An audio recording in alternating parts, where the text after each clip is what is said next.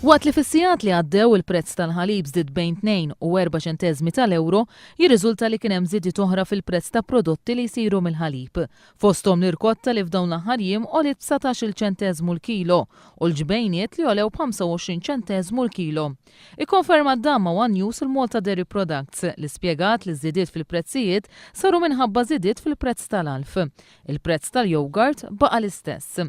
Fis-qarrija l-General Workers Union esprimit l-inkwiet tagħha żieda fil-prezz tal-ħalib, prodott essenzjali għal familji li ma żieda qalet li ser taffettwa l-aktar lil familji vulnerabbli bi dħul baxx.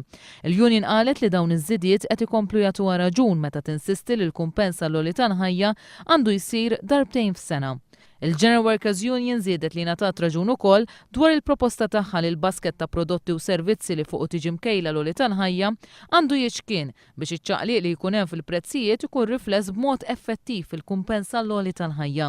Il-General Workers Union temmet tgħid li fil-waqt li tifhem li ċertu affarijiet jolew għax jiżdied il-prezz internazzjonali mhux ġustifikabbli li ma jingħatax kumpens, speċjalment meta Malta għandha fost l-ogħla rati ta' għoli tal-ħajja fil-pajjiżi kollha tal-Unjoni Ewropea.